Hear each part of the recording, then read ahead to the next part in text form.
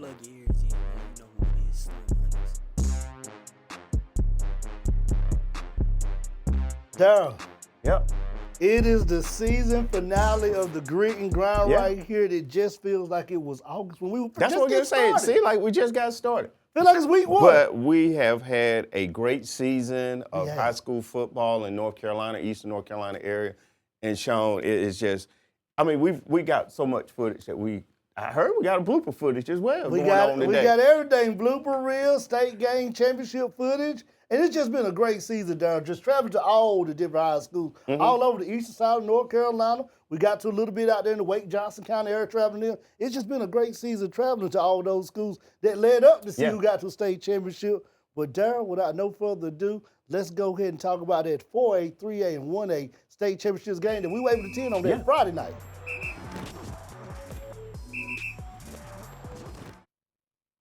That Friday and Saturday night, Darryl, was two good games, but that Friday night, 4A football in its finest. At its finest, and it was a tough game. And you had Rolesville Rams playing Grimsley for the second time of the season. And Rolesville came into this game fired up, ready to play, making some big-time plays early in the game. And it was one of those games that was going back and forth in that first quarter. Tick for tack. I mean, Grimsley would score, Rolesville would score. Grimsley would go 4 and out, Rolesville made them go 4 and out. They just went back and forth. Felt like no team could make no mistake. But then in the second half, Grimsley started just playing a different style of football. Yeah.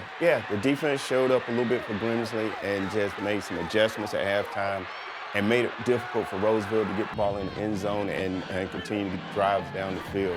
But Rolesville was still in the game. All the way to the end. Yeah, all the way to the end. And they just played a good game, had a good game plan, but Grimsley was just a little bit too much for them that night. They were, and if you Rolesville, you're coming off probably one of the biggest playoff stretches, holding out 3 to 4 teams points. You went down to Cleveland, held in with 6 points. Rockingham County held in. So you had been on the road, and finally you just got to a team that just said, okay, we're going to match your style of intensity in football and make you play a little different, call for different plays, like a whole lot of things. Yeah, and that's what was able to be done as far as for Grimsley. And congratulations to Grimsley winning the game and being 4A state championship this year. 4A state champs, Grimsley Whirlies were able to go in and win this game. And if you're Grimsley, you got to hang up a banner. But trust and believe, Roseville fans and the town of Roseville will be back in this state championship game. They are going to be reloaded. They're going to be a brand new team. But I know Coach Rat will definitely have them ready for next season to get back to a 4A state championship game. Well, Darryl, then that Saturday morning at 10:30 in the morning. Early in the morning. A 10:30 kickoff with two good teams. You had a West Charlotte team and a 71st team, 14-7 West Charlotte won. Low-scoring game. Yeah, low-scoring game. But like you said, 71st came out. Wasn't 100%. A couple of their players, banged up, long season. And 71st came out as far as on defense and was able to control the defensive side of the ball. You know, their key players, again, guys we have called most of the season with Jackson, Gear, Moore, Archer, Richardson, made plays for them to keep them close in this game. But again, West Charlotte, they were just able to capitalize on some big plays, and that's the story of this game. Nothing will take away from West Charlotte or 71st on offense. West Charlotte just able to capitalize on those big plays. Those big momentum plays is what keeps the game going. And I can't say one thing about this game, Darryl. Yeah. It was cold that morning. It was cold that morning. And like you said, West Charlotte was able to key off on some big plays. That quarterback, Nichols, was able to make some of those big-time plays for them to keep them in the game. Their wide receivers, Finch, Cotton, Jones, was able to get open down the field. And it was a total team effort for West Charlotte to get this win against a good 71st team. A good 71st team. And like you said, 71st had a great season. They did. And another one of those teams that we can say in 3A football could be back in a third state championship game next season, depending on how their schedule goes, how they play that season. But it's a team that's coming back, reloaded again. So watch out for 71st 3A. But, Darryl, before we can go to 1A, we had to stop by and talk to the winning coach of this 3A game. We had a chance to get Coach Sam Greiner of the West Charlotte Lions. Yeah, make sure you say that Lions, part. not Lions, right here in the Grit and Grind Coach Corner. So let's go hear from Coach Sam Greiner of the West Charlotte Lions. Welcome back to the Grit and Grind. It is our season finale, Darryl. But with us today, we have the 3A state champion head coach winner, Coach Sam Greer from the West Charlotte Mountain Lions. With us today in the coach's corner. Coach Greiner, welcome to the Grit and Grind. I appreciate it. You know, I got a little bit of y'all accent. I can tell y'all from the east side a little bit. A little country swag to you, you know. Oh yeah. Yes, sir. You know it. I appreciate y'all. We got you on the water. That's right. Yeah, no doubt. Well, I tell you what, there's something in the water because them East teams, they were pretty big. You know, 71st. I was like, good Lord, when they went to do the captain shaking hands, I was like, oh my God, what did we get ourselves into? They're like 7 feet tall. You know, shouldn't be 71st. It should have been 7 foot tall guys. Well, hey, that's what country boys over here, man. We working on that farm. That's it. North Carolina. Yeah, they got too many hormones in the fast food where your guys are at. Jeez. Well, Coach, we're glad to have you here today. And the first thing I want to say is congratulations once again. And also congratulations on being in that elite group as a head coach to win 2 state championships with 2 different teams. Doing the research, I saw you won it back in 2017 in 4A with Hardin University High School, and now recently 2024 with West Charlotte. So, Coach, first of all, how does it feel to be in an elite class right here in the state of North Carolina as a coach to accomplish that? I'm just the most blessed coach. I don't get to play in the games. My players are playing in the games, but the only gift God gave me that translates with coaching is probably a gift of discernment. And I feel like I can read players well, read the vibes of what we got to do and what we got to accomplish, and try to pull out the greatness that already lives inside of them. That's what a coach does. I'm just fortunate enough and blessed that has some great players in that 17 group, and then just this 2024 group, and very young class too. Hopefully we can hit the repeat button and go on a little tear on the 8A when all these new classifications come up. Oh yeah. And Coach, what I want to ask you is your program. Back in 2021, I think y'all went like 0-11, and then you turn it around, and you now 3 years later, here you are, state championship champs. How did you turn your program around so quick? Well, it's probably skewed because they said we forfeited those games. We didn't lose 11 games. That's probably why it looks a little different. We actually lost in that year in the second round of Kings Mountain. We were pretty good. Ever since we've been in the 3A class, we've won our conference, which is a split 4A, 3A. It's the hardest conference, I believe, in the state of North Carolina, the Queen City Conference, with Huff, Mallard Creek, Chambers, which used to be Vance, who won back-to-back state championships around that time we're talking about. It's really cool to be a part of something. I'm gonna tell you what, I gained a lot of weight during that time. I got a lot more wrinkles, some gray hair, but the reward is so much better than probably taking over a program that's already been established. There's something about being a part of something, to seeing the growth. That's something. It's not easy to do, but it's very fortunate to be a part of, because you can go back and see the footprints and the DNA that's in there. And I'm not saying it's my doing, it's just the ability of these kids to lead and grow the program and see the vision to get to where we got to this past year. Well, Coach, we was watching some stuff before the state championship game, and I think Darryl mentioned on the Grit and Grind, and one thing you said was you got some dogs on this team, and we saw them in the state championship game. So we know we got some seniors leaving, but just tell us about some of those juniors and maybe sophomores and even freshmen to be on the lookout for next year with this West Charlotte team. Yeah, I mean, we're probably one of the youngest teams in the state championship games. We lose 4 starters total on the entire team that are seniors. Some really good football players. One of them was the defensive MVP in Nolan Collins, and he's going to go to Lenore Ryan or Wingate or those schools that are heavily recruiting him in Division II. He's not the tallest guy in the world, but his heart is, like I said, those 71st type guys, 7 foot tall type when he get. So that's the thing about West Charlotte. When we get off the bus, you're not going to be overly impressed. We're not gigantic, but when we leave, you're going to remember who we are. And that's the whole key. It's not necessarily the wow factor when you're getting off the bus. It's just when we leave, like, oh, my goodness, they were faster than we thought. They were tougher than we thought. They were more prepared than we thought. And that's the whole key. You want people to make adjustments on you when you're already beating them in the playoffs. We make our adjustments during the regular season. And I think the growth of this young team was pretty special to watch, that we are loaded with, probably 11 to 12 Division I prospects that are in that junior and freshman and sophomore classes. And so be on the lookout. West Charlotte is not a one and done type season. We're going to be very difficult to go against the next couple of years. Just, sophomore quarterback and a lot of our leaders like KD Cotton, who's got, 20 Division I offers, and Davion Jones, those guys. I mean, you got 26 and 27 class guys that's really, really good. Well, Coach, we appreciate you coming by on the Grit and Grind Coaches Corner this week. We look forward, with this our season finale, but we look forward to having you back next season talking about the West Charlotte Mountain Lions football program up there in West Charlotte. Yeah, ain't no mountain lions. We like that country said. We the king of the jungle, regular lions, my man. You said mountain lions over there. Golly. I love it. I appreciate you guys having me. You're trying to get rid of me. I know I'm a West Side guy. Oh, They told me I had an 8-minute slot and they're cutting it off in 3 minutes. So it's all good. So don't believe all the East stuff that I hate. West Side, we love the East Side as well. We visit East Carolina from here, time to time. Some of us will run.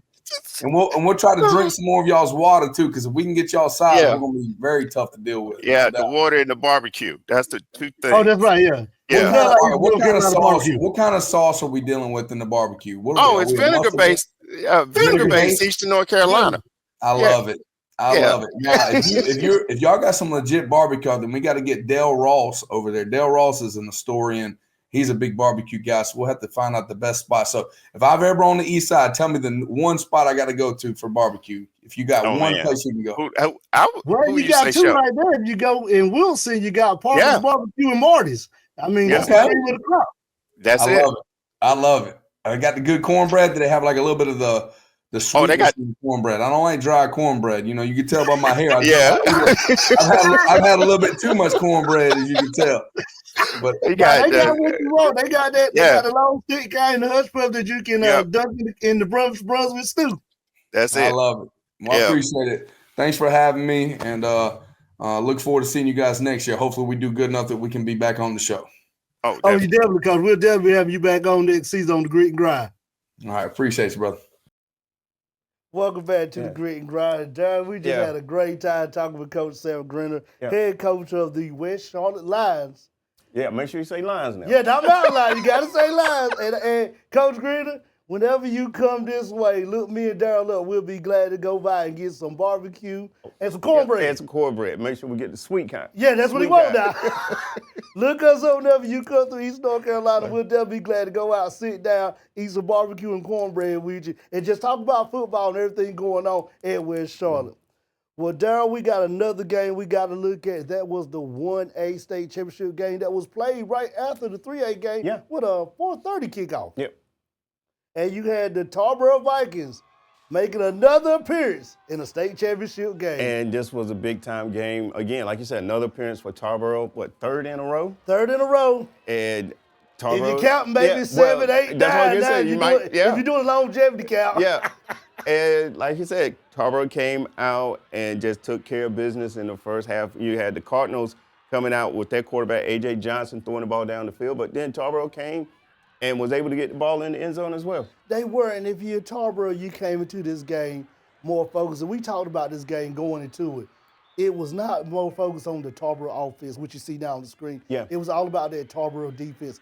Able to go in and just shut Corvian out and just tell them in that first half that, hey, we're going to score and we're going to make you play catch-up. Now, the Cardinals did do good because they had some, when you come back in that second half, they had some long drives. Yeah, they just could not get it in the end zone. Couldn't get in the end zone. I mean, with their running back, Bears, Johnson, trying to get the ball in the end zone. But like you said, the Cardinals had some good drives, but Tarboro was just determined in this game to get a win. That was it. And if you was Tarboro, they have been begging to bring a championship back to Tarboro. If you go back to what Coach Jeff told us a couple weeks ago, this community, this town expects to get to a state championship and to win a state championship. So they were able to bring it back to Tarboro, another state championship. The helmet says 8.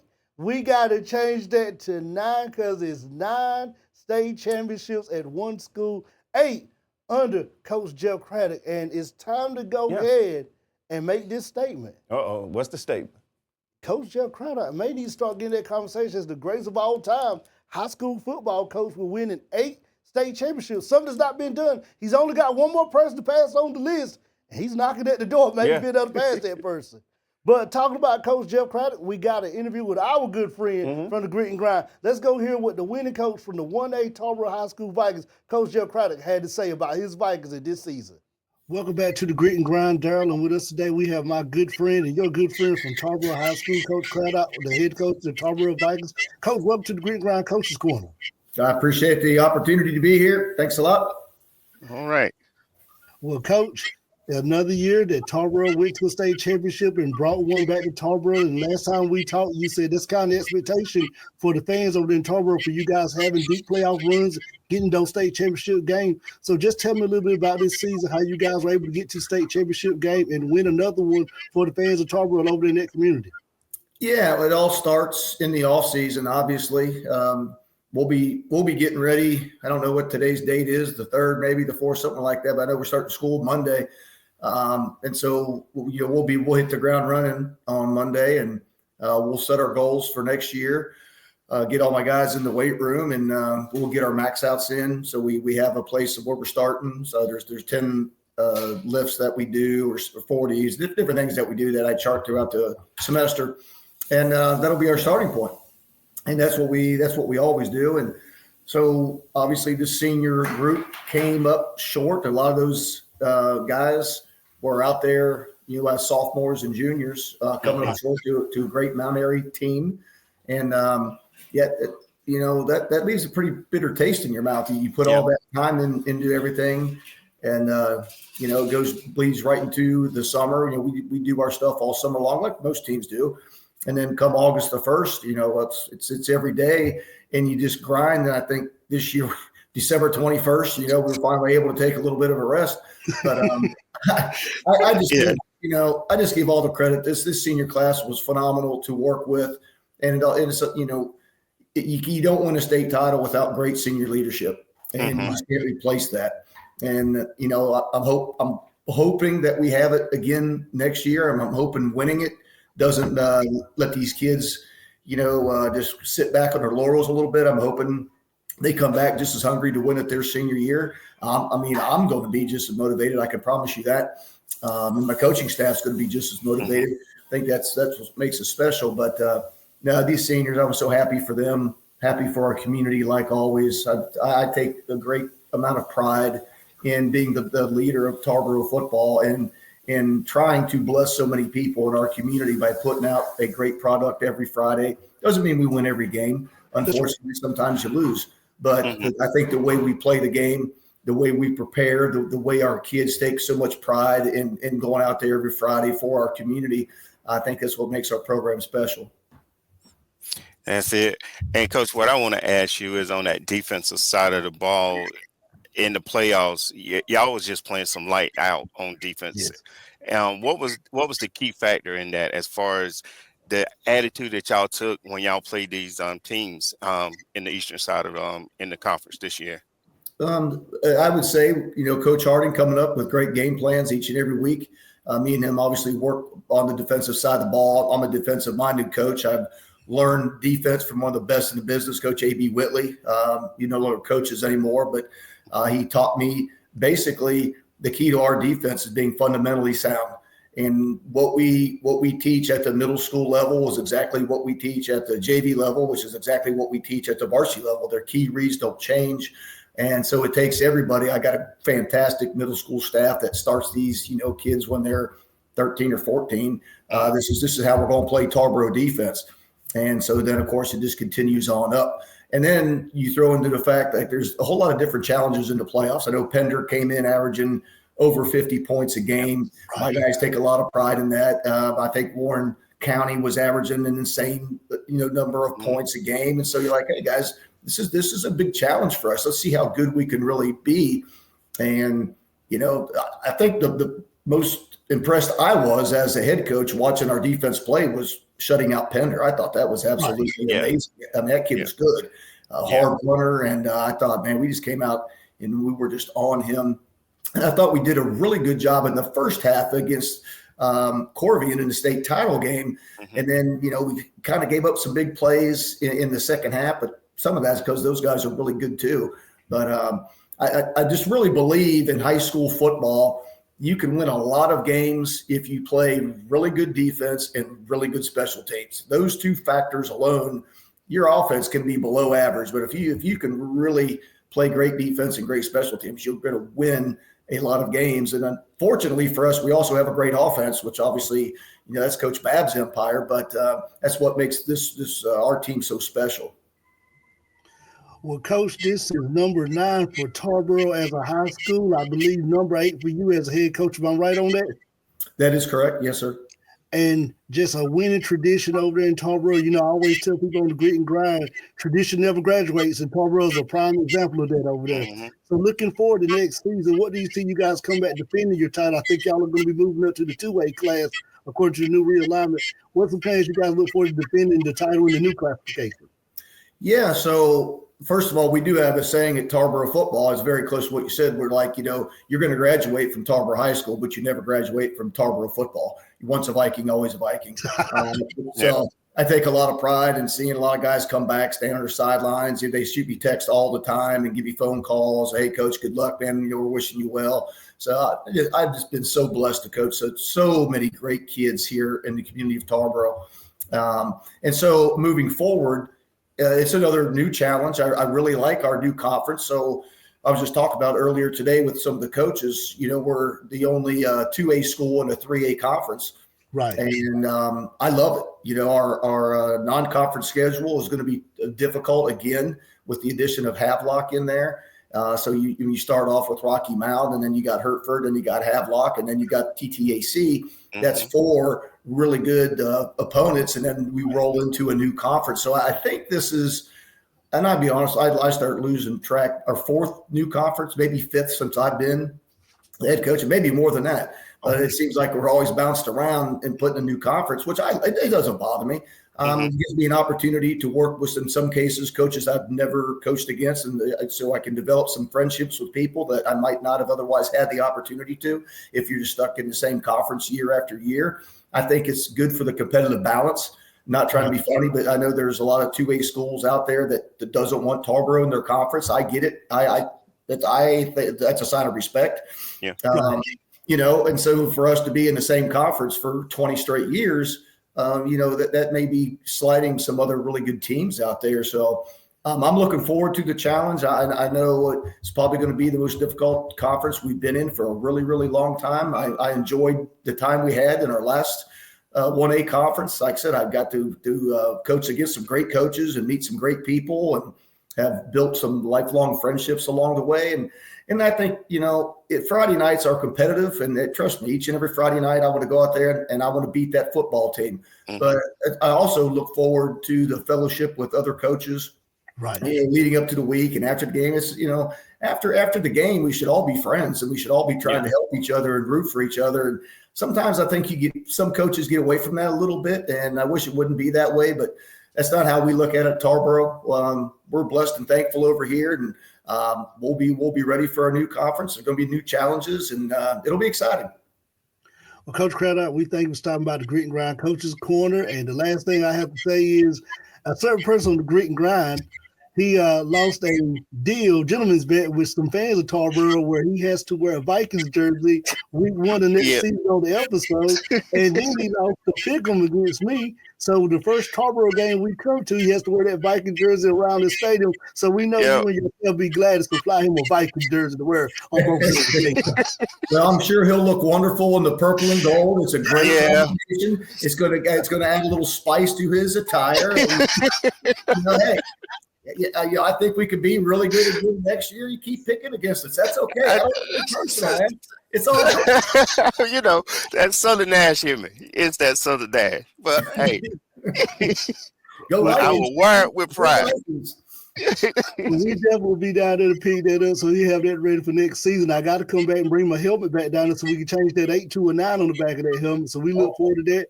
Well, Coach, best of luck to you next season. We'll definitely get you back on the Grit and Grind Coaches Corner, and we will definitely be the Tarboro for some Tarboro High School football games next season, Coach. All right, guys. Well, listen, I appreciate what you guys do, and thank you for having me on. Been a privilege. You guys have a great rest of your day. I got a couple days to rest, and it's going to get back to work here in the land of Tarboro. So you guys have a great weekend. You too, Coach. All right, you too, Coach. Thanks. All right, thank you, guys. Daryl, as one season in, Coach Craddock just said it, as one season in, they don't even take a week to soak in a victory, to soak in a state championship. They're already now preparing for the 2025-2026 season. Getting in the weight room, doing what you got to do in the classroom, getting prepared, those small things.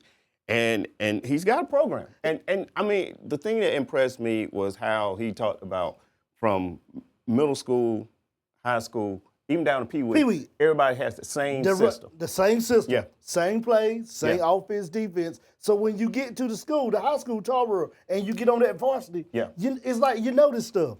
And one thing I got to say, you're going to graduate from Tarboro, but you'll never graduate from Tarboro football. Never. That sums up the Vikings in whole. That's why all the Viking alumni who pick on you every week, you pick against them, that sums up why they go and tell you why Tarboro is at this magnitude of success, of excellence with football, because you never graduate from Tarboro Never football. Graduate, and it looks like I'm going to have to wear a jersey next year. Oh, Coach Craddock and the crew over there at Tarboro, the coaching staff, they cannot wait. Week 1 next season, tune in. Daryl will open up in the Tarboro jersey. Then our first game at Tarboro that we do for a game night, Daryl will be wearing that jersey, coming out with the flag, and parading around the Tarboro Stadium so that everybody can see it. So we're going to definitely be letting all the fans of Tarboro know what night that'll be so they can come out in big numbers that night to cheer you on. Cheer me on with the Tarboro. What was the golden Purple and gold. Purple and gold. All right. Like Coach said, put a little spice in that attire you wear. Well, we get ready to go to a commercial break, and we'll be back right here on the Grit and Grind to start previewing next season and for the most important part of this show right here, our season finale, the senior send-off. You're watching the Grit and Grind right here on Studio 67.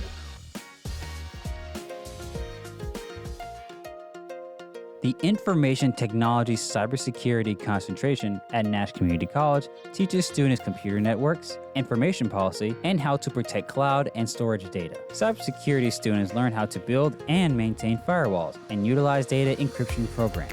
Students will also have the opportunity to gain real-world experience within their community with work-based learning opportunities. Information technology is a growing field, and once completed, students will have the knowledge and skills to start careers in the field working as cybersecurity analysts, information security analysts, and network system administrators. The cybersecurity concentration can be taken at 100% online for a degree or certificate. For more information about the cybersecurity program, visit nashcc.edu or call 252-443-4011.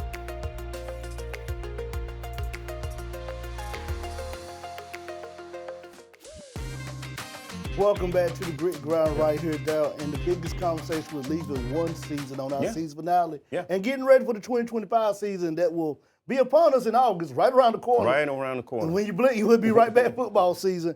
The biggest question we've been talking about, and a lot of people who watch our show have been talking to us about it, is realignment. It's realignment. It's coming. Yeah, it's definitely coming. There's a lot of questions. It is. That people have about realignment. Questions that we have. Right, questions that we have. So we decided to get in contact with the person that has the answers. And I knew no other better person to call the same thing, Daryl. You knew no better person to call to help us with our questions, to help us with our audience questions than who, Daryl? Commissioner Q. Commissioner Q Tucker from the North Carolina High School Athletic Association. So we got an interview with Commissioner Q Tucker talking about realignment and the upcoming things for 2025 right here on the Grit and Grind. Welcome back to the Grit and Grind on our final episode this week right here on the Grit and Grind High School Football Podcast, Daryl. And with us today, we have the Commissioner and the President of the North Carolina High School Athletic Association, Mrs. Q Tucker. Mrs. Tucker, welcome to the Grit and Grind. We called the Coach's Corner, but for you, we will call the Commissioner's Corner this week. Well, very good. Thank you very much for welcoming me. And let me make sure that you guys understand now, I'm not the president. Now, the president is our board president, and that's Dr. Stephen Greiner. But I am the commissioner and part of the board. And so very, very pleased to be here with you guys as you prepare to close out the new year. Yes, ma'am. Yes, well, we close out an old year and enter a new year. That's right. There you go. This is one of our best episodes, our last episode. We like to get people in and just talk about the successful season We cover the football over here on the eastern side of North Carolina. So we just want to congratulate you guys on the successful playoffs that was put on, and just give us your talk of how hard it was doing the seeding and getting everything together to have a successful 1A, 2A, 3A, 4A playoff system. Well, obviously, at the beginning of the school year, we already have a calendar set that has the dates for all of our championships throughout the season, throughout the year, and ultimately, changes have to be made depending on what kind of issues pop up. And of course, we know that the hurricane came along, and really forced us into making some changes with several of our sports. And the biggest change obviously occurred when we had to move football from the weekend that we normally had it scheduled, which would have been, I believe, the 16th or the weekend prior to the 20th and 21st. Well, but we were happy to do that because it made a difference for those schools and teams in Western North Carolina.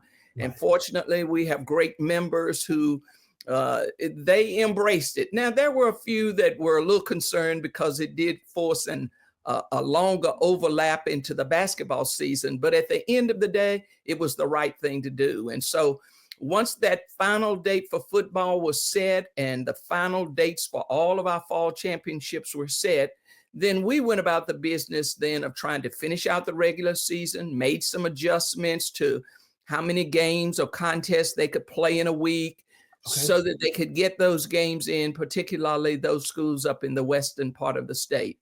And of course, once we seeded football, we didn't change the number of weeks. We didn't change the number of games or the number of teams that would be eligible for the playoffs. We still had 64 team brackets for all 4 classes. And we were able to get those seeded, and we started the playoffs just a week later, and then culminated those on the 20th and 21st by crowning 4 state champions. And the neat thing about, as I reflected after it was all said and done, one of the neat things that I thought occurred coming out of Western North Carolina was the fact that Mountain Heritage High School, which is in Burnsville, North Carolina, that county was hit extremely hard, but they were strong. They hung in there, and they actually played for a regional championship with a to come to the state championship. Yeah. And I think that speaks volumes about the just the fortitude and the strength of the people in Western North Carolina and our coaches and our players who hung in there, and that team in particular. So that was really, really neat. And then, of course, when we crowned those 4 champions, neither of those champions were champions the year before. Right. Tarboro played for the championship in 2023, but they did not win. 71st played for a state championship, so they were back. So whoever won on the 20th and then the 21st, those ultimately were brand new champions, and it was just really kind of neat to be a part of all of that. All right, that's good. So, Ms. Tucker, again, thank you for coming on the Grit and Grind, and I mean, we're honored for you to be on our show. The question I have for you is the realignment. What are some of the positive things that you see out of next season as far as with the realignment, as far as more teams and different conferences and so forth coming up next season? Well, as you know, realignment has historically occurred every 4 years. So by us now being in that last year of the current alignment cycle we're in, a positive is that when we start the new conferences, when we start 2025-26 season, most of the schools in each classification, and there will be 8 of those, their ADM, which stands for average daily membership, they'll be closer together in terms of the largest to the smallest in that particular classification. So that's always a plus when you go 4 years and now you have an opportunity to think, okay, we'll play this year, and once we get into the playoffs, we'll be more closely aligned in terms of our membership, our enrollment numbers. Another positive, I think, is that this is something that the membership wanted because they had to vote. It was a bylaw change that was voted by the membership to go to a classification system where there would be no more than 64 schools in the class. Well, when our board considered the recommendation that came from a special committee that studied all of this to make some recommendations, it was stated that if we go with 6 classes or we go with 7 classes, at the rate we're adding new schools, it won't take us long to get to 64. Right. Then we'd be needing to change the bylaws again. So that was the reason the board went ahead and voted to go to 8 classes. And then another recommendation that came from that ad hoc committee was that now, again, trying to keep schools closer together in terms of their ADM number, they said, what if we go with a super 32? Take the largest 32 schools, put the ADM numbers in order numerically, take the largest 32, put them in that 8A class, and then the rest of the schools would fill out the other 7 classes. So again, that's another positive, I think, as we look at 25, 26, is that those super 32 schools are removed then from the other schools in each of those classifications. The question that everybody has that we still cannot answer has to do with how will we qualify into the playoffs since we have all of these classes? Will we take all conference champions? Right. They get an automatic in. Do you take number 1, number 2? What do you do with all these split conferences that we're going to have? Because, and the way this works out, guys, not only will it just be maybe 1 class in a conference, we could have as many as 3 or 4 classifications in a conference. So how do you determine who the conference champion is? Yeah. So those are the kinds of questions, you know, guys, that still have to be answered. And many people think that, well, you ought to figure that out first, but you really can't because you don't know how many schools are going to be in the conference. Yeah. And so how do you determine how many berths you get if you don't know how many schools are in that conference? So that's one of the reasons that you always align, then you classify, then you align them into conferences before you ever really think about the playoffs. Because if you do it that way, then that really drives, that's like putting the cart before the horse. That's because right. everything then you do would be geared towards trying to get into the playoffs. And that's not what you want. You want to have fair and equitable competition throughout the regular season so that then ultimately the playoffs becomes the gravy as a result of a great regular season. So those are some positive, those are some, I guess, really you could say some challenges that still exist with this new alignment. And probably one of the biggest questions you guys may have right now is what step are we on? Where are we in the process? That was actually my next question. There you go. So right before or a week before we got out of school for the Christmas break, actually it was the Wednesday before state championships, we released the conferences, and those were released by the realignment committee. So the staff gave the realignment committee a rough draft of what we thought maybe it ought to look like. And then the realignment committee, they went to work then in trying to tweak what we had done, change some of what we had done to hopefully satisfy more people and that there wouldn't be as many requests to change conferences based on the work that the realignment committee did. So it's in the hands of the membership now. So when we get back on the 6th and on the 7th, we plan to release a form to the membership. And each school will have the opportunity to say, here's what we don't like about this, this plan you guys sent us. Here's what we would like to see. Here's where we think our school ought to be.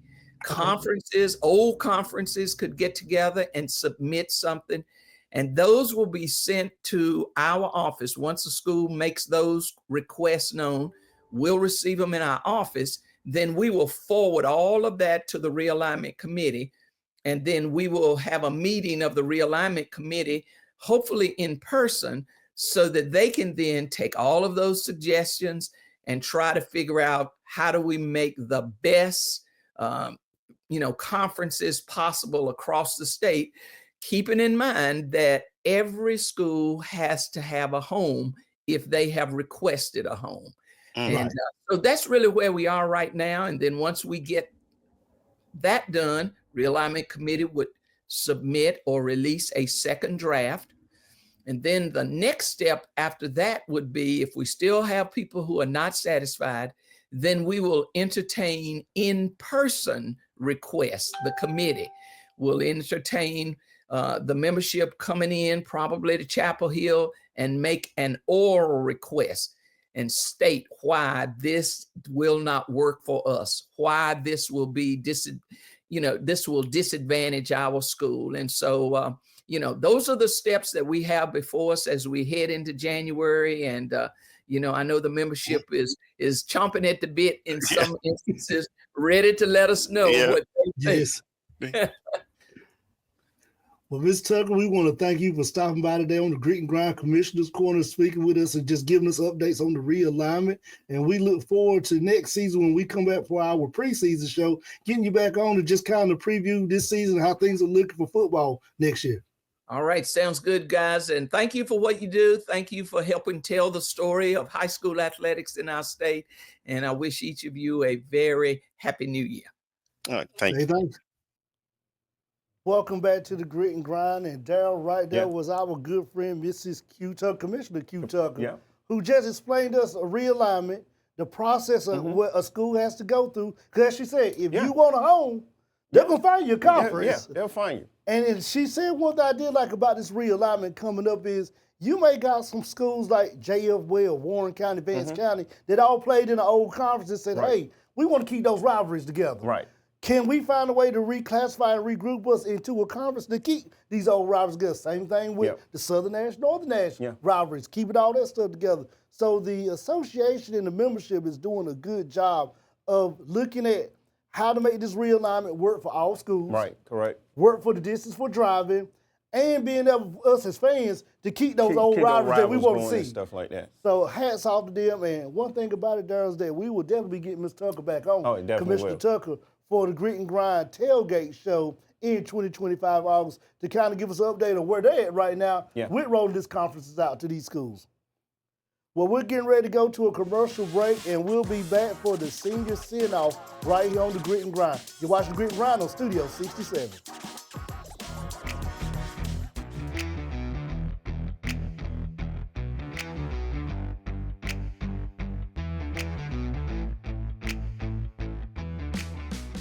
Nash Community College offers welding technology as a degree, diploma, or certificate. In this 5-semester program, students learn how to draw and read blueprints, the welding process, and welding safety. Students develop and master their skills in the classroom environments and real-world situations in NCC welding shops.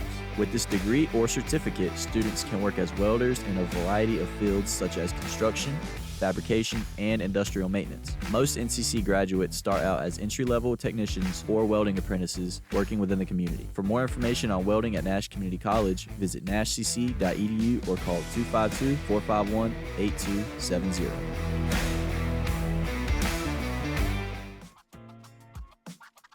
Welcome back to the Grit and Grind right here on Studio 67, Daryl. We are back. We are back, and before we start our senior send-off, we got to give shout-outs to the 2A champs, the Monroe Redhawks, and we'll be having Coach Johnny Sewell, head coach of the Monroe Redhawks, on the first show of 2025 in season coming up. So you'll be hearing from Coach Johnny as he talk about winning the state championship this year for Monroe, what it meant for that community up there. Yeah, big time. Got some good friends that played for Monroe. I called my man Robert, talked with him, And he just said them bringing that 2A championship back to Monroe was just big for them. So we'll be hearing from Coach Johnny talk about that and then previewing this season. Yeah, can't wait. You got to defend it. Yeah, got to defend the trophy, but can't wait. And congratulations to them again. Like you said, it was big time for their community. So.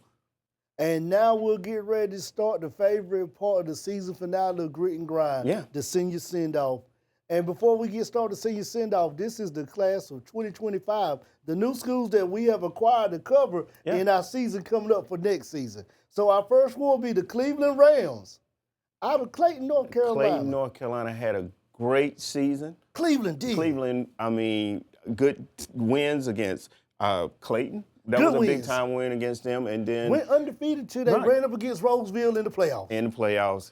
But these seniors are going out, you know, proud of them for what they was able to do for the Cleveland Rams. And next year, got a lot of guys coming up from next season for them. A lot of guys coming back, and we appreciate Cleveland for wanting us to cover them next season. We appreciate the coaching staff over there for sending us a helmet to have on the Grit and Grind. So Cleveland Rams and fans of Cleveland, you got a home right here on the Grit and Grind next season. You'll see your helmet. Now, Darryl, another school that we'll be covering in 2025.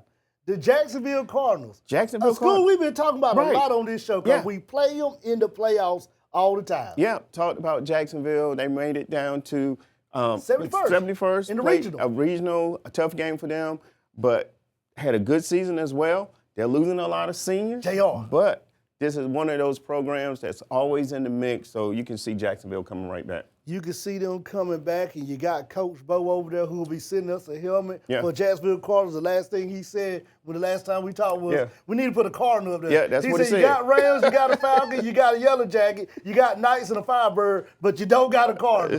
So Jacksonville will be on the Grit and Grind next season. Now, Darryl, our next team for the Grit and Grind senior send-off, no other than the Clayton Comets. Clayton Comets. And I was told with Clayton, you don't say Comets. You got to spell it. C-O-M-E-T-S.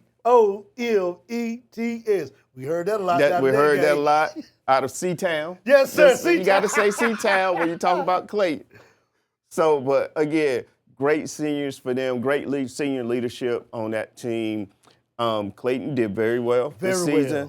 And it's just another stepping stone for Coach Chadwick and what he wants to do with that program. And Clayton's going to be in the mix as well. They will be in the mix, and they will be back, and we're looking forward to covering the Comets next season on the Grit and Grind, and we're glad to have the Comets a part of the Grit and Grind.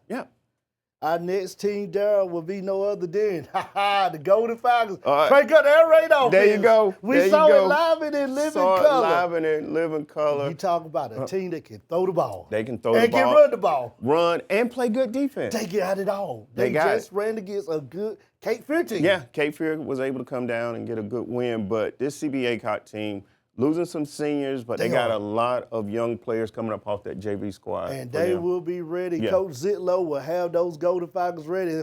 Falcon fans, we are looking forward to coming back down to Pikeville for an ACOTS game. Definitely. Our next team, Darryl, will be covering next year the West Charlotte Lions. That's right. We got a West team now. We got another West team. Coach Greiner said he wants us to cover West Charlotte, so we will be covering West Charlotte. So all the people in that area over there in West Charlotte, tune into the Grit and Grind because you'll be hearing about your lives of West Charlotte on the Grit and Grind. Yeah, and shout out to all their seniors. Wasn't able to get all their names on the team from the team, but just a shout out for them winning state championship this year. Right, just a big season. And they got a lot of kids coming back. They got a lot coming back. Yeah. He said they're going to be reloaded again. It's not going to be a one-and-done team. It's a team that could be back around the state championship next season. Yeah. Our next team, Darryl, will be no other than the Hickory Red Tornadoes. Shout out to Coach Joe Glass. Yeah. Our good friend. Came on the show, gave us a wonderful interview, talked about his team, talked about the program, where they're headed. And, again, another team out of the West that want the Grit and Grind to be a part of them. And we look forward to being a part of it. Looking forward to next season as far as covering them a little bit more. And shout out to their seniors that's leaving the team this year. Now, Darryl, our next team will be no other than the Ramparts of James Rose. Coach Will Bland. Coach Bland. He told us. He said, I planted the flag. In your territory. In Nash County. So, Coach Bland. J.H. Rose had a great season. Great season. Didn't see it coming as far as starting off slow. played some good teams early. And got going at the right time. Got going at the right time. But playing those early teams, those tough teams, got this team, as far as when the playoffs hit, ready to play. And I made it to the, fourth round? Got to the fourth round got to 71st. Got to the fourth round to 71st. So not losing much off his team as far as seniors. And reloading a whole lot. Yeah. There's a lot coming up for that JV squad. And I do have a request from Coach Blaine and JH Rose, the fan base in the city of Greenville. They said come next season, 1 week, Grit and Grind better be down there for a primetime game. So we got to make them a primetime game. We got it locked in. We already got it locked in, so. Our next team we want to talk about in the class of 2025 is no other than it's time to walk the plate. Hashtag walk the plate. The Cornholders Pirates, Coach Carl Smith, picked them up this season. Cornholders just had a great, you talk about a success turnaround story. Yeah. A program that was started off hot when the school was first built. Yep. Then you go through that stretch where you have some down years. It happens to all the great schools in North Carolina, don't matter who you are. But then you talk about bringing in Coach Carl Smith, first-year coach over here for Cornholders, been a head coach at Bettyfield. Pearson comes from that Southwest Edgecombe tree. Came into Cornholders with, a week before week one? I mean, a week before week one. Had a meeting all the way, I think, to late night, setting up the offense and defense, bring in the coaching staff, and then this team was able to get to the playoffs, have a winning season, something that hadn't been done in Cornholders in a long time. But not only was it the coaching staff, it was those seniors, Darryl. It was those seniors, and those seniors bought into the program and was able to turn things around and had a great start. And also, Sean, we got Patchy. We got Patchy flew back. Patchy has flew back. He is ready for next season, so Patrick will definitely be down to Cornholders. Because Cornholders also said that, guess what, Darryl? What's that? We got to come down to Cornholders for a walk-the-plate game, we got to have a walk-the-plate game with that, and there go Patchy. Patchy has flew back in for the Bahamas. All right, our next school, Sean. Our next school will be right here in Nash County. And Darryl, I'm going to turn it over to you, sir. I'm just saying. So Nash Firebirds had a great season. A great season. I mean, you look at the season, the way it started for them, had a great season. Not losing a lot as far as seniors on this team. You got a lot of young guys that's juniors that's moving up. Sophomores coming up from JV that's playing on this team. Got a lot. Southern Nash has a lot coming back next year. And I think they're going to just be right there in the mix. They'll be right there in the mix again. They're going to be in the mix. Playoff-wise, they had key players that got hurt before the playoffs that kind of hindered them. But I think this team, defense-wise, offense-wise, can be right back in the mix as far as getting back to a state championship. And the Firebirds are one of those teams that just always finds a way to next man up, reload. Right. You know, they find players, those ninth graders who's coming in, they get them into the program, teach them the fundamentals of Firebird football, and it just reloads, and they're always in the mix when in the playoffs. So Southern Nash is one of those teams who will definitely be back next season. But Darryl, now we got to go to the other team in Nash County, the Grit and Grind, Nash County champs. Reigning and defending, Grit and Grind, Nash County champs. The Northern Nash Knights, just a team that, once again, like Southern Nash, they got a lot of seniors they're losing. Right. But they always find a way to reload and get back in the playoffs and have deep playoff runs. And we even had a coach in 3A football who reached out to us and said, if this team was not banged up going into the playoffs, could have been maybe playing in that regional championship in that fourth round with the way they were playing leading into going into the playoffs. Yeah. Going into the playoffs, the way Northern Nash was playing and the toughness that they showed in that game against Rocky Mount to win the conference, and also the Grit and Grind Nash County champ. Right, they had some resiliency because Rocky Mount would not give up. No. They were not giving up. Was not giving up. So Northern Nash, good program, going to be right back in the mix of everything. Now staying right here in Nash County, Darryl, let's go down to the Dog Pound. Dog Pound. The Dog Pound. Nash Central, another one of those teams, have been the 2A Big East champs now 4 years in a row. Yep. It's becoming a standard now to win that 2A Big East championship, and it's now becoming a standard. They're saying, we done that. Yeah. We had a deep run in the playoffs before. Yep. But there's only one last thing if you're the Bulldogs they want on their checklist. And you know what it is, Darryl. That's that state championship. And that Grit and Grind championship. That Grit and Grind Nash County championship. That's what they want. And this is a team that could be bad because they're not losing a lot of seniors over there. The list looks like a lot, but it's not a lot. It's not a lot. And Coach Lee has a program set up over there. He's got the guys buying into his program. That's right. And what you do now is off season, like we said, it starts in the classroom. Key thing. Get that taken care of first. Then get in that weight room. Get built up a little bit. That's right. And then get ready to play some football. Get ready to play. Because we got to turn the lights on in August. They're coming back on in August. So, Nash Central, I see great things come from them next season. It's going to be a good season for them. It's going to be a good season. Yeah. And it could be one of those teams that could have that. 2 seasons ago, they went to the 4th round. Yeah. Could have another deep run in the playoffs. Now, Daryl, another team right here in our backyard, the Rocky Mountain Griffons, who are not losing that many seniors. You talk about a team that could come back next season and could win a Greek and Grind Nash County Championship and could be in a state championship game. It could be this team right here. This definitely could be this team. I mean, they made it to the playoffs, played 71st in second round. Right. And played a good 71st team. But this Rocky Mountain team is not losing many seniors at all. And you got a lot of juniors that's coming up, sophomores.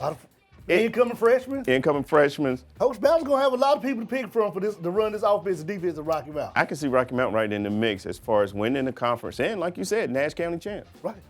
It's a lot that you can be doing with Rocky Mountain next season, not losing that many seniors. Now the Roanoke Rabbit. Let's go about 95. Roanoke Rabbit Yellow Jackets. Mm-hmm.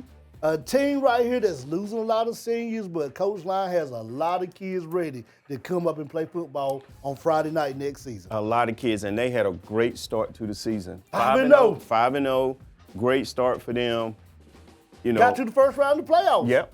And just did not play their best football that game, but it's another one of these two-way schools that you could see have a deep run in the playoffs there. Right. And it's that whole learning block that you have when you got in the playoffs this year. So what's the next step you want to have next year? Get to the next round. Get to the next round. Small steps. Small steps. And Roanoke Rapids is going in the right direction.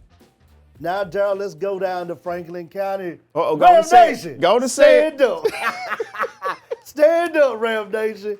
Franklinton, a school that did not have the season they were expecting to have this season. Yeah. A lot of people thought this would be a school that would be in the mix of the playoffs. Right. Injuries, a lot of things happen. I go back to that Apex game week 1. Yeah. They lost that game in the record book, but they won that game in my book because they held Apex. They shut them out. Yeah. They're coming back now reloaded with a big class. Definitely a big class because you're not losing no more from what we've found was, 8 seniors. So you got a lot of players coming back next year. And with that fan base in Franklinton, they're going to be ready. They're waiting for Coaching staff is setting up for them to have a good season next year. And once again, they are the Franklin County Grit and Grind champs, so we will be sending them something to put in that trophy case, acknowledging that title right there. Definitely. And staying in Franklin County, Daryl, you talk about a team now that's turning things back around. Right. Coach Andre down there, Yep. the first thing he told us when we went to Bun for a game was, we want to get the Wildcats back to that team back in the 90s. That's it. You said it best, it was the pipeline to getting kids to D1 schools. To D1 schools, and they still have the blueprint. And Coach Andre was one of those guys that went through that blueprint. That's right. And so he's going to have this team ready next season, not losing a lot of seniors. They buying into his system. That's right. And like I said, it's going to start in that classroom first, then hit that weight room. And that's where it starts. That's what they got to do. And Bun's going to be right in the mix. They're going to be in the mix next season. And he's already said this is going to be a process for Bun. Yeah. It's going to be some growing pains. Right. But give us some time, we'll be there. Staying right there in Franklin County. Coach Lassiter, the Lewisburg Warriors. Always in the mix. Always in the mix. Always in the mix. Two-way football. It's not playoffs without Lewisburg somewhere in the playoffs. He always has a team prepared to play. They ready to play. Not losing much as far as seniors. Not at all. I don't see Lewisburg. It's a standard. It's a standard down there. And he's getting that team prepared. And I see a great season for Lewisburg as well, like Bun. And another thing about Lewisburg, Darryl, is guess what? They have said they are waiting for it. A primetime game. Well, Lewisburg, they had one this season, but they want one that they can host in their stadium. So we got to put them on the list. We will be there. Let's go to Wilson and let's go to Fight. The Golden Demons, they're losing a lot of players. A lot of these kids, just like the Firebirds, I had them in Pee Wee. Yeah. And it's good to see them start with me at 5 years old and now being seniors, getting ready to walk across the stage, get that diploma. Some of them going out to play football, D1, D2, D3 football. Some of them may not play football no more, but a lot of these kids I had from the Firebirds and the Fight Golden Demons on this team, and I'm just proud of every one of these kids. Yeah, and should be. And these kids did a great season, and I got a lot coming back for next season for them. Bettenfield Brewers. Yeah. Come on, Sean. They say come home. They say come home, Sean. Come on, Sean. Come on back to Bettenfield. I got to come home. When they tell me come home, Coach Ben, when that coach tell Coach Ben and Coach Parker say come home, Sean, I got to go home.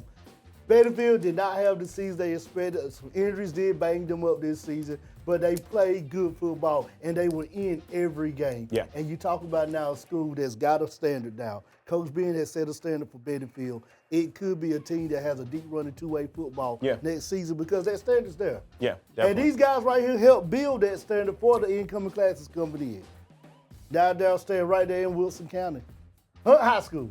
All right, Hunt Warriors. Coach won. Got in the playoffs. Got them in the playoffs. Again, one of those teams that close to the end of the season, mid-season, they turn it around. They turn it around. They find a way to turn it around to get in the playoffs and make a good run. Losing some seniors off this squad, but again, it's Warrior football. It's Warrior football. It's a standard. Yeah, it's like we said, it's a standard to where they're going to be right back in the mix of everything as well. I see great things. Oh, yeah. Yeah. Hunt will be one of those teams right back in the mix of the playoffs next season. Yeah. Now they're standing right here in Wilson. Tiger Pride. Tiger Pride. Tigers of Wilson Prep. Coach Manny Dickens over there in Wilson Prep. Yeah. Mr. Woodard. All of them. Only losing 6 guys on that team. Got to a 1A Eastern Regional Championship game in Tarboro. What, 3 seasons? Within 3 seasons. I mean, this team is going to be right back. I mean, they're going to be right back. It's one of those teams, they're not going nowhere. They're not going nowhere. They're not going nowhere. No, they're not going nowhere because they're not losing many seniors, and they got a lot of experienced players that played for them this year that's going to come back. And so I see Wilson Prep right back in the mix in the state championship, getting close to a state championship. Again, there. Now going up I-85 down, we got to go to Oxford, go see our good friend, Coach Greiner and his JF Webb Warriors. Warriors losing a lot of seniors. Seniors that play good football this season. Warriors did not have the season they wanted. They had a big team, a lot of young guys, a lot of freshmen, sophomores. So you had to teach them the offense and the defense. Yep. But here's a team now. Coming back in two-way football, I'm going to say it right now. If you got the JL Warriors on your list, get ready. Get ready. Because they're coming. They definitely coming. And Coach Gainer's going to have those guys ready to play. They played a tough schedule this season. A tough non-conference schedule. One of the toughest ones in state North Carolina. Yeah, they had if not the toughest. Right. I think they had a game in Charlotte that they played a team in Charlotte. So it was a tough schedule, but he's going to have these guys ready to play next season. It's one of those teams, if they're on your schedule, get ready because the Warriors of J.L. Webb and Coach Greiner, they're coming. Now they're going down to Edgecombe County, North Edgecombe Warriors. A team that we met at the Warren County homecoming game. Yeah. And we reached out to them. They said, we would love to be a part of Grit and Grind. Yep. Glad to have them on the Grit and Grind this season. Not losing that many seniors. And, you know, a lot of people look at North Edgecombe, not the season they wanted this year. But this was a team 4 seasons ago that was 1 game away from a state championship. Yeah. Just one game away. Yeah, 1 game away. So North Edgecombe has been there, so they know the process, how to get back there. That's right. And they're not losing a lot. So I see great things for them as well coming back next season. Staying in Edgecombe County there, can we go down? Cougar Town, USA. Uh-oh. My favorite Cougar.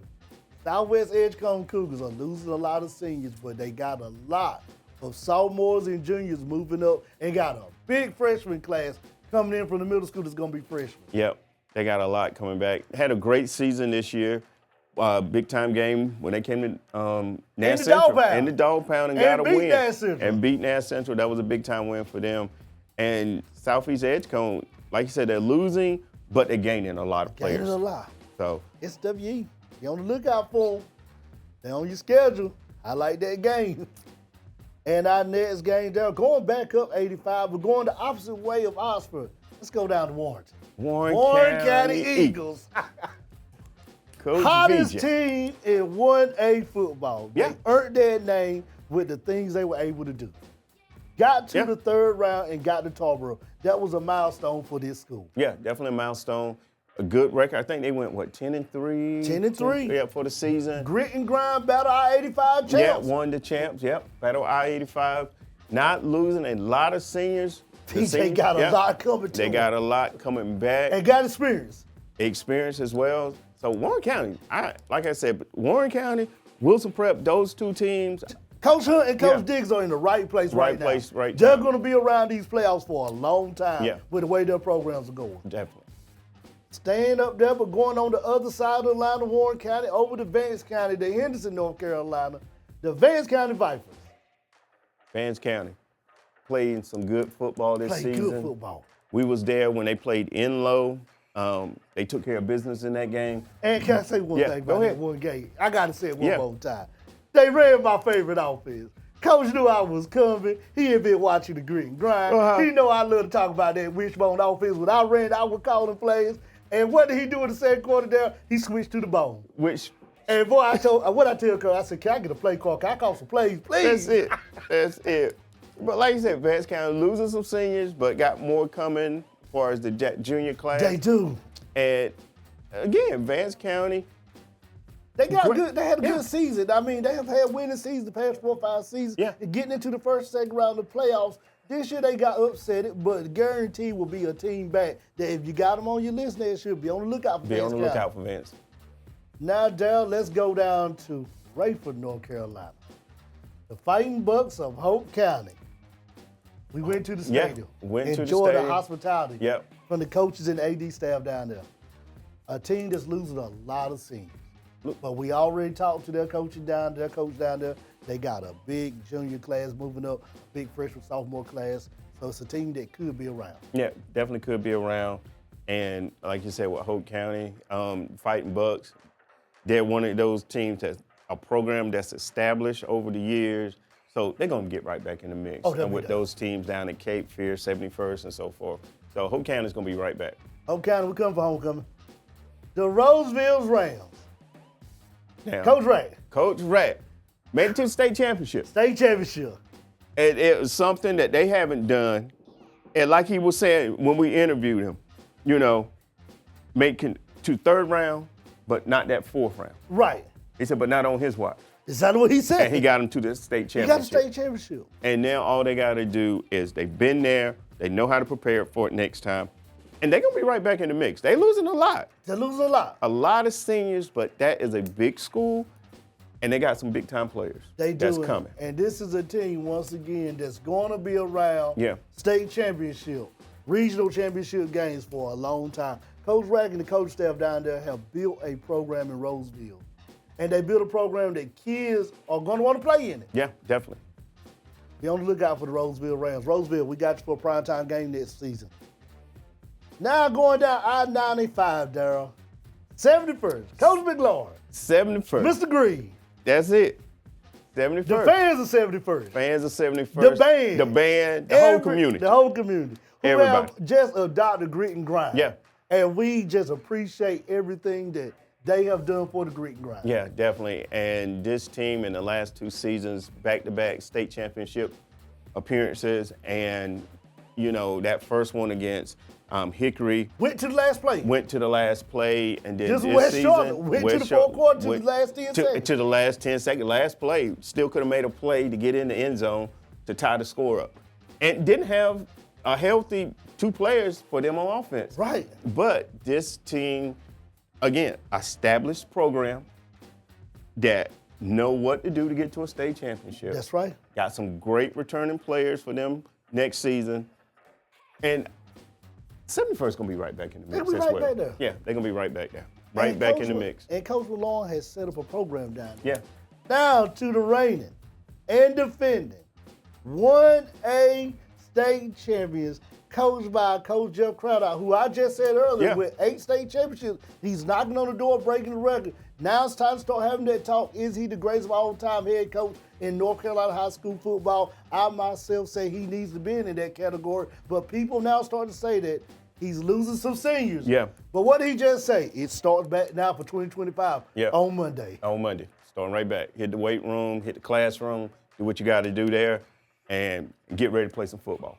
And this is a team that, state championship games now are pretty much the fan base down there writes out the whole season and writes down week 1 of the playoffs, week 2, round 3, round 4, state championship. That's it. All that stuff is on their schedule. So Tarboro is a team that's losing a lot.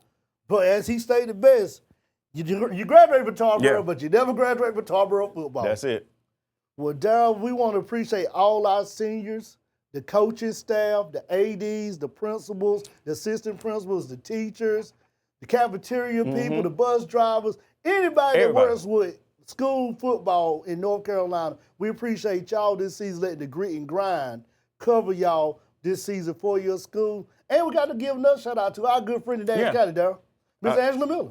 Angela Miller, who opened the door for the grit and grind. Yes. I mean, 3 seasons ago? Right, when we told about what we were doing, she said Nash County would love to have this for their program, and it just has now expanded all the way from JF Well to 71st, West Charlotte down Hickory.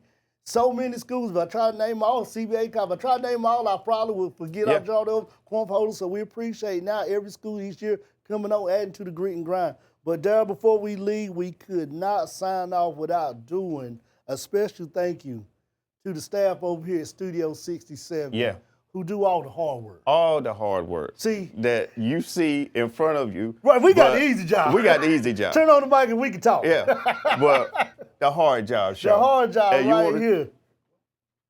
Bring everybody in. And we want to thank the studio staff of Studio 67 for doing all the hard work for us, the producing, getting everything set up, doing all the clips, everything for the Grit and Grind. Without you guys, there wouldn't be a Grit and Grind. No, Thank you wouldn't so be much. Thank you so much. And just like Miss Q said, telling the story of North Carolina football, that's what we do. That's what this is all about for us. That's it. Is telling the story of North Carolina football and highlighting these kids, because some of these kids may be their last time playing football, but they're going to do bigger and better things. That's right. Once they leave high school. That's right. And that's why we constantly do a senior show to acknowledge these seniors, because they're going to go out in this world and be productive citizens. That's right. And we just want to be a little part of that for them. Right, and we appreciate them and the coaches for allowing us, and we appreciate the fans for allowing us to come in your living room, your workplace, on your lunch break, for y'all watching the Grit and Grind throughout this whole season. We just appreciate y'all tuning in, and because you could have been anywhere else watching anything else, but you took 1 hour out your day to watch the Grit and Grind, and we appreciate that. Well, Darren, for the last time this season. Yeah, here we go. For the last it's always hard for me to do this one. He said every season. That's season. Why I look forward to it. It's hard. It's hard. It was a great season. Yes, it was. We enjoyed every minute of it. But for the last time, Darren, do you have the grit? And do you have the grind? And we'll see you August 2025 for the Grit and Grind Tailgate Special.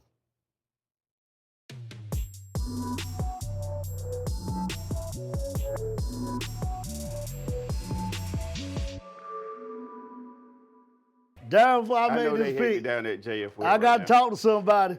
That Coach Sean. It ain't Grit and Grind Sean no more. This Coach Coach Sean is Sean. back. Hey, I got my pencil. I got the playbook down What you here. got, Coach I'm Sean? back. We can see this. Get on in here, Darren. Man, do I have to? Get on in here. Do I have to come Get in with here this right here? now. Bring it Really? on in here. Come on, Wear man. that nice jersey with pride. Wear it with pride.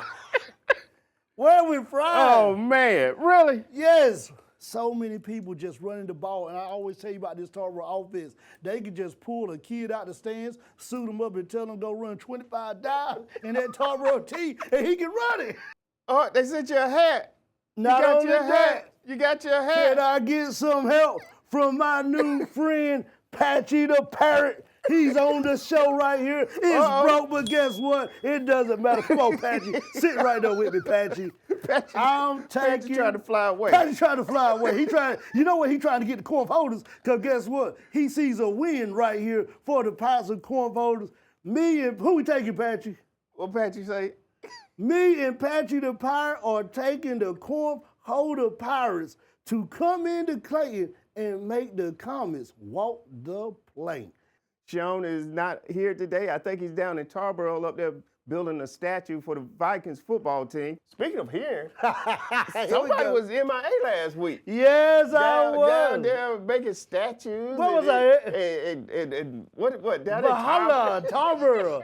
You know, me and Jeff, we were down there talking some things, you know. It's Jeff now, not Coach. Yeah.